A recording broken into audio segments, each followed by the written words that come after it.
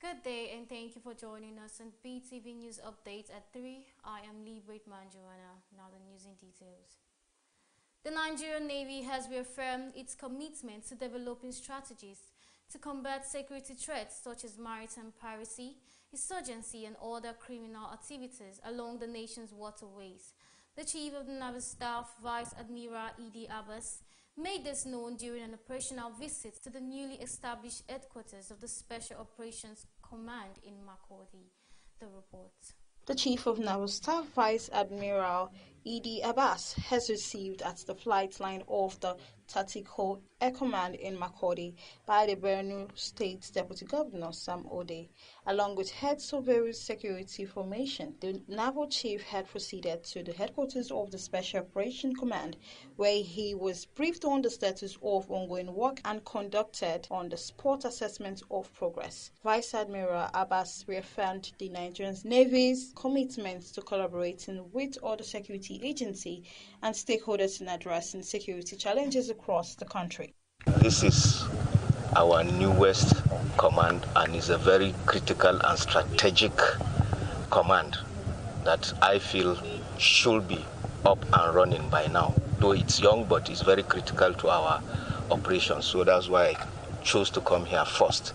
But I believe whatever we're doing is supposed to be a whole of society approach. As you can see, I have my other colleagues from other services and security agencies. As you are aware, I think our production has increased, so we want to take that higher, the number of barrels that have been produced to a higher number.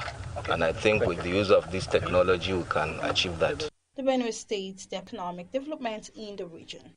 Now the Nigerian Navy is consolidating her hold on the territory of Benue, because we need to give the armed forces and the paramilitary the needed encouragement and support so that they can tackle the issue of insecurity, not only in Benue but across the country.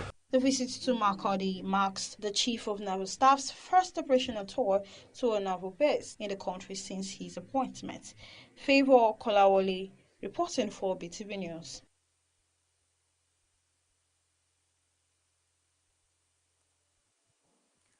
The drive for gender equity at the National Institute for Policy and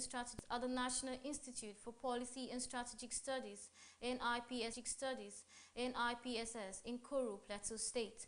The center, initiated by participants of the Senior Executive Course 45, aimed to advance research, policy development, and leadership on gender inclusion across national institutions. The event drew policymakers, academics, and advocates who hailed the center as a milestone in Nigeria's pursuit of gender balance and sustainable national growth. The objective of this center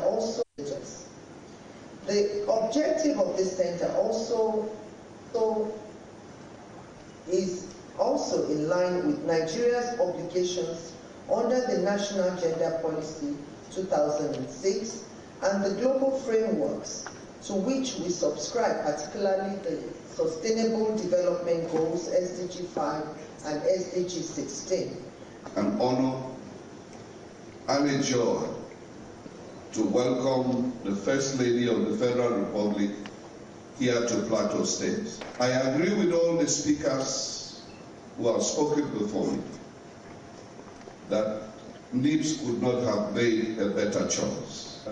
NIPS could not have made a better choice of an advocate for gender issues. And I know that advocate for gender issues. And I know that, like one of the speakers said, I think Dr. Amina, that gender issues is no longer just a subject for discussion. It must become a national priority.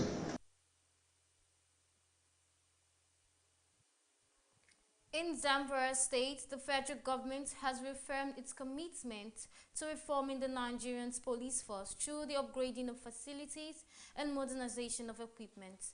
During an assessment tour of the police special force based in Bauer, the Executive Secretary of the Police Trust Fund, Mohammed Shaidu, stated that the government is expediting efforts to address the deplorable condition of police facilities across the country. The report. The Executive Secretary of the Police Trust Fund also paid a courtesy visit to the governor of Zamfara State. Their discussion focused on efforts to revitalize the Nigerian in Gusau, which will soon commence accommodation and is aimed at improving operational efficiency and welfare of our officers serving within the state. Security forces in parts of the state continue to confront banditry, recording marginal successes. However, the governor expressed concern that greater progress could be achieved with improved equipment and better operational facilities. The system is not being fair to the police, and by extension, the security architecture of this country. If you look at the condition under which the police stay, it's unfortunate. The police special forces based in the state capital houses 104 apartments constructed by the Police Trust Fund in 2021. The executive secretary of the fund, accompanied by the state governor, inspected the facility to assess its current condition. So we look at the community here, also enabling and making sure that this infrastructure, the maintenance to this property is well done. And thank God the governor is here, has already also assured us that this would also be taken into consideration. We should work together with the Security Trust Fund to see how we can make things better. I made a commitment to him that apart from what they're doing, the state government is also going to do something to look after the welfare of the police. They emphasized that effectively tackling security challenges in the state largely depends on how well equipped. Has received news that Senator Agom Jaribe, representing Cross River North Senatorial District, has defected from the People's Democratic Party (PDP) to the All Progressive Congress (APC). During plenary, the Deputy President of the Senate, Baba, formally read Senator Jaribe's resignation letter.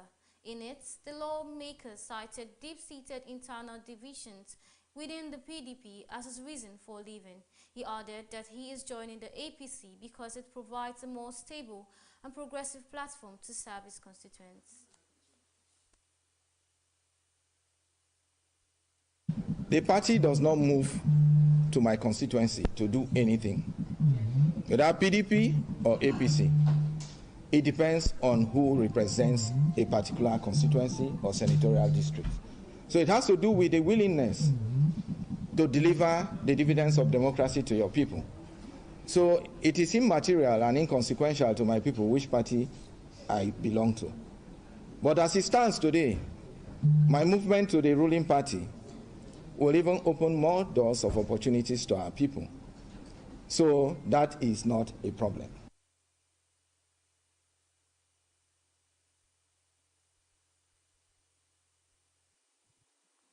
The Ondo state government has reaffirmed its commitment to its ongoing forest restoration and sustainability policy, insisting that there will be no reversal of the reform required to meet European Union standards for global cocoa exports. Speaking at a press conference in Akure, the Commissioner for Agriculture and Forestry, Mr. Olaleye Akinola, said the initiative is part of a comprehensive strategy to restore the state's depleted forest reserves and position Ondo as a model for sustainable cocoa production in Nigeria.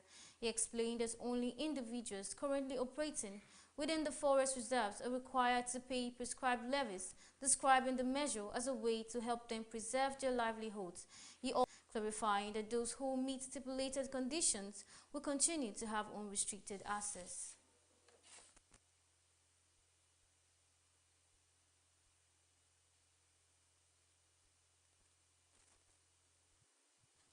The Speaker of the House of Representatives, Tajuddin Abbas, stated that the proposed national digital economy is a smarter and more transparent Nigeria driven by technology and accountability. The federal government has also expressed its readiness to sign the bill into law once it is passed by the National Assembly, the report. The Digital Economy and E-Governance Bill seeks to transform Nigeria's digital landscape by providing a comprehensive legal framework of electronic transaction, digital risk, strengthen data protection services. A joint public hearing of the Senate and House Committee on ICT and Cybersecurity was held to gather input from industry stakeholders with the goal of providing a more robust piece of legislation. The leadership of both committees described the hearing as a demonstration of Nigerians' collective resolve to build a digital inclusive, transparent and efficient governance system. Contributions, robust debates and expert insight will be shared by all stakeholders. Will not only demonstrate how deepened our understanding of the bill, but also to strengthen our shared vision for Nigeria's digital transformation. For the Speaker, the proposed legislation is not mere about enacting a new law, but about charting a vision for a new era of governance, one that is efficient, transparent, and citizen-focused. Where technology defines progress, no nation can afford to stand still. Digital transformation is no longer optional. It is the foundation of economic and public sectors' accountability and national security. The bill has also received backing from the executive arm of government, which has pledged the swift presidential assets once it passes through the National Assembly. Government will chosen the path of deepening infrastructure, not doing the cheap things, but investing in the foundational infrastructure, but also policies that will open up our economy and get us to where we need to be as a nation. The bill aims to establish a solid federal legal foundation for digital governance, data protection, cybersecurity, and inclusive access to technology, ensuring that no Nigerian, whether in urban or rural areas, is left behind in the nation's digital future. Favor Kolawole reporting for BeeTv News.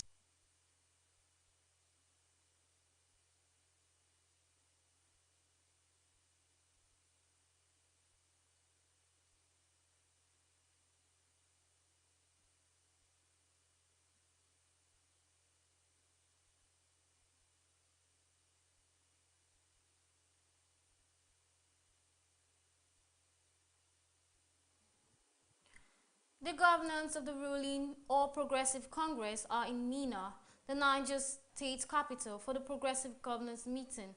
The meeting, held at the government house, is attended by the governors of Lagos, Ekiti, Kogi, Delta, Ebonyi, and Imo states. They were received by the host Governor Magro Bago of Niger State. The meeting is expected to focus on issues of governance and party unity ahead of upcoming political activities. The governors also expressed sympathy to the government and people of Niger State over the recent petrol tanker explosion that killed more than 40 people.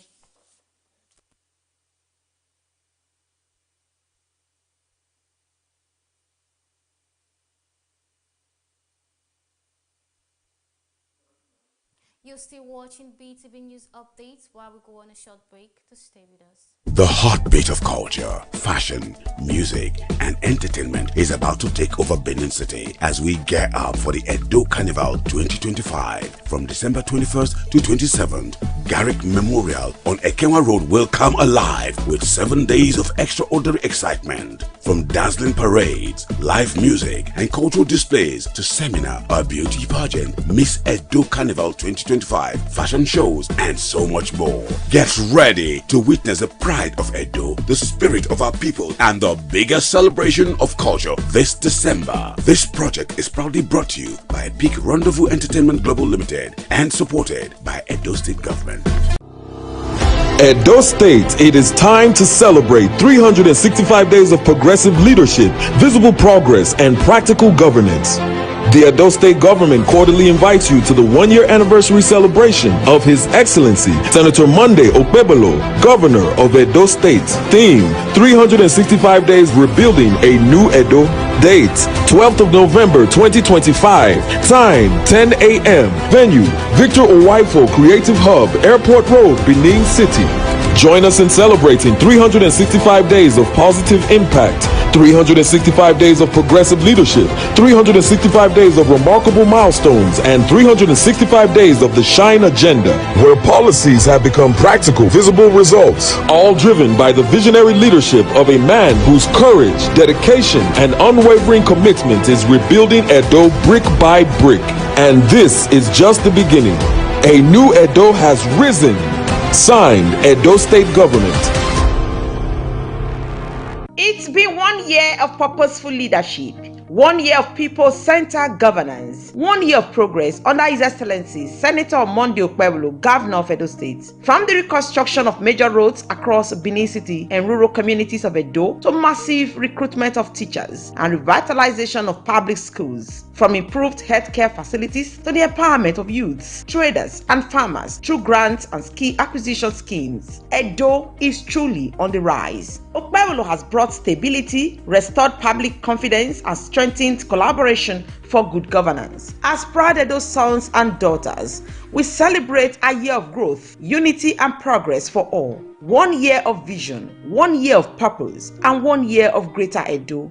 Indeed, a new Edo is rising. Once again, congratulations, Your Excellency, Distinguished Senator Monday Okpebholo, Executive Governor, Edo State. Signed, Honorable Jared Tinebe, Chairman APC, and Engineer Lawrence Oka, Secretary APC. Congratulations to Governor Monday Okpebholo on his 1 year in office. We, the members of the Committee of All Progressives Congress APC Local Government Chairman in Edo State, wish to congratulate the working Governor of Edo State, Distinguished Senator Monday Okpebholo, on this auspicious occasion of your 1 year in office as Governor of Edo State. This first anniversary is significant as it is an opportunity to reflect and showcase your achievements in this short period of time and appreciate the development foundation you have laid that will set the state on an irreversible path of progressive development. It is noteworthy to state your developmental efforts, which include the construction of flyovers at Ramat Park, Ikpobahi, and at Deswa Road Junction or Saple Road in Oedo local government areas, the rehabilitation of federal, state roads and construction of new ones across the state, the revitalization of Edo Line, the revitalization of the Ambrose Ali University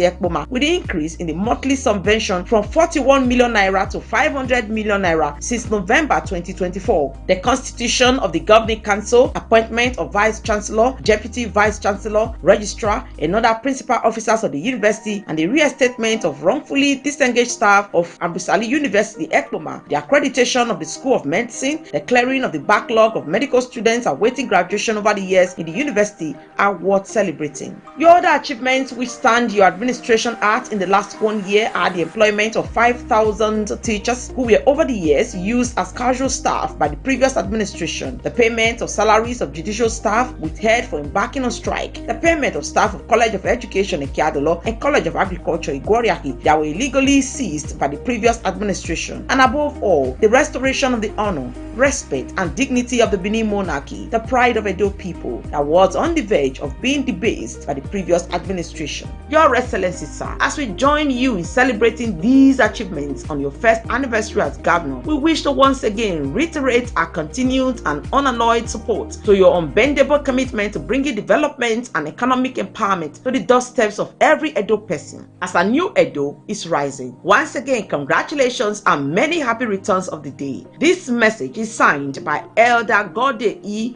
Obainuke, APC Chairman, Esan Southeast, Honorable Solomon Demige, Chairman of Ya Northeast, Chief Emmanuel Iyase, Chairman Ego, Honorable Sonny Ogbewe, Chairman Ikpobaoka, Honorable Frank David, Chairman Owan West, Honorable Oscar Ahmed Dauda, Chairman Esako West, Honorable Emmanuel Ogbomo, Chairman of Ya Southwest, Alhaji Isa Muhammad, Chairman Owan East, Elder Gode Ohilu, Chairman Esan West, Honorable Emmanuel Ebagbemie, Chairman Esa Northeast, Honorable Rollis Ekoba, Chairman Esa Central, Chief Sunday Ohaligbe, Chairman Igwebe, Honorable Peter Opolome, Chairman Esako West, Honorable Julius Agbonze, Chairman Orioma Local Government, Honorable.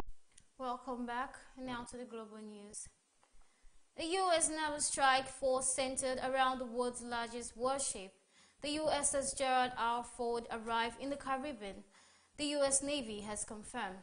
The arrival of the strike group, which was ordered to the region by President Donald Trump last month, comes amid ongoing strike against alleged drug boats and tensions with Venezuela. The report. The U.S. has so far carried out at least 19 strikes against boats in the Caribbean and the Eastern Pacific, killing at least 76 people. Venezuelan President Nicolas Maduro and other Venezuelan officials have accused the U.S. of fabricating a crisis and seeking to topple the country's left-wing socialist government. The aircraft carrier movement also comes amid tensions between the Trump administration and the Colombian government of President Gustavo Petro, whom Trump has characterized as a thug and a bad guy. Petro on Tuesday ordered his country's public security forces to suspend intelligence sharing with U.S. agencies until the boat attacks in the Caribbean stop. He wrote on X that the fight against drugs must be subordinated to the human rights of the Caribbean people. In a statement, the U.S. Navy said that the strike group entered the area of responsibility of U.S. Southern Command, which oversees Latin America and the Caribbean, on 11th November. The force includes the USS Gerald R. Ford aircraft carrier, which itself includes more than 4,000 sailors and dozens of aircraft. The strike force also includes guided missile destroyers and various other vessels. Pentagon spokesman Shane Pennell said that the force will bolster U.S. capacity to detect, monitor, and disrupt illicit actors and activities that disrupt the safety and prosperity of the U.S. and will help disrupt narcotic trafficking and criminal groups in the region. The carrier group is joining substantial military forces already deployed in the region, including thousands of troops, a nuclear-powered submarine and military aircraft based in Puerto Rico. Collectively, they form the largest U.S. presence arrayed in and around Latin America in decades. The U.S. has continued to launch strikes on alleged drug boats in the region. The Trump administration says the attacks are necessary to stem the flow of drugs into the U.S.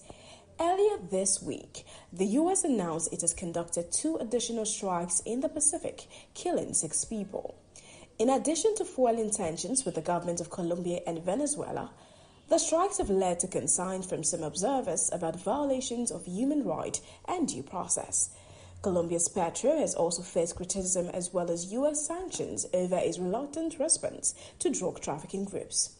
On Tuesday, Colombia's military officers revealed that they had launched their own deadly airstrikes against a drug-running guerrilla group in the Amazon region, killing 19, AFP reported.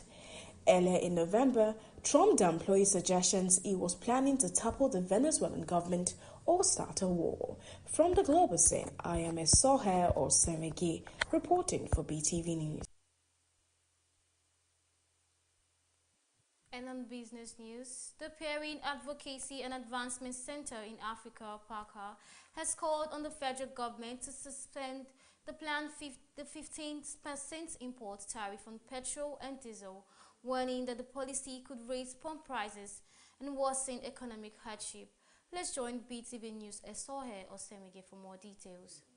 PACA Executive Director Eze Nwagu said in Abuja that the proposed tariff should not be implemented until Nigerians' domestic refining capacity meets at least 80% of national fuel demand. He explained that local refineries currently supply far below that level, with the Dangote refinery meeting only about 40% of demand and still importing components for blending. Nwagu said imported petrol currently lands at about 802 naira per litre, while locally refined products cost around 929.72 per litre. He warned that the 15% tariff could add between 140 naira and 165 naira to pump prices nationwide. The Institute of Chartered Accountants of Nigeria, ICANN, has joined the global accounting community to celebrate International Accounting Day 2025 with the Southwest Regional event held at Yaba College of Technology, Lagos. Speaking on behalf of ICANN President Malam Haruna Yahaya, immediate past President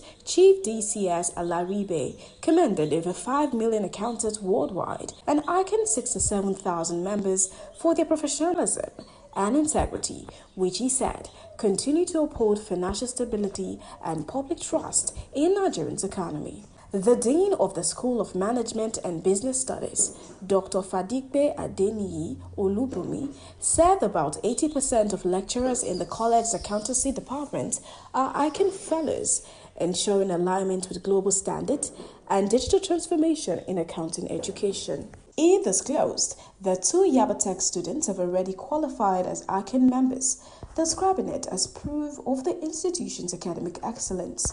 Nigeria and St. Lucia are strengthening academic and cultural ties through collaboration in the creative sector, following a visit by a high-level delegation from the Caribbean nation to Chocolate City Group in Lagos. The visit was part of efforts to implement the Memorandum of Understanding signed on July 2, 2025 between both countries to promote cooperation in tourism, the orange economy, and creative industries. The 6-member St. Lucian delegation, led by the Permanent Secretary of the Ministry of Tourism, Investment, Culture, Creative Industries and Information, met with Chocolate City executives, including co-founder Paul Okeugo and CEO Abuchi Peter Ugu. Discussions focused on joint initiatives in music, film, fashion and capacity building for young creatives. Both sides agreed to pursue talent exchanges, collaborative productions, and shared participation in major cultural events such as St. Lucia's Jazz Festival and Nigeria's 30 December festivals. And that is the end of the business news segment. I am Esohe Osemegi, reporting for BeeTv News. And on entertainment news, Nigerian disc jockey and philanthropist Florence Otedola, popularly known as DJ Copy, celebrated her 33rd birthday on Tuesday with a simple yet heartwarming photo shoot featuring her dogs Fufu and Dudu. The reports. Kobe shared photos on social media showing her smiling beside birthday candles shaped in the number 33, captioned the post. Level 33 unlocked. The image quickly drew thousands of reaction from fans and fellow celebrities who flooded her page with congratulatory messages. The DJ had earlier announced plans to mark her birthday quietly this year, focusing on gratitude and self-reflection. She noted that growing up in a privileged family had shaped her outlook on life and success, inspiring her to support your youth empowerment and education initiative through her foundation. Boluwatife Ayodeji Balogun, the first son of Nigerian Afrobeat superstar Wizkid, has officially launched his music career with the release of his debut EP titled Champion's Arrival. The 14-year-old announced the 5-track project on Instagram on Tuesday, writing that his first body of work is now available on all major streaming platforms. The EP includes Champion Montana, Grid, Superstar, Champion Sound, and Champion. Since its release, Champion's Arrival has attracted widespread attention with thousands of likes and comments from fans impressed by his confidence and lyrical delivery. Many describe his performance as mature for his age and praise his bold entrance into the music industry. Global girl group Katsaye have disclosed that they have received thousands of online death threats and abuse messages since their debut last year. According to the group, some of the hostility has been directed at Raj, a 20-year-old US citizen of Tamil Indian descent, who has also faced racist abuse and was falsely reported to the U.S. Immigration Authority for allegedly living in the country illegally. She said she deleted her Twitter account to avoid further exposure of online harassment. The group did not give full details of the threat, but noted that aggressive and toxic behavior has become common among fan communities. Similarly, incidents have previously been reported by other artists, including Capel Ron, Muna Dojukat, who has criticized fans for invasive or false behavior. Favor Kolawole reporting for BeeTv News.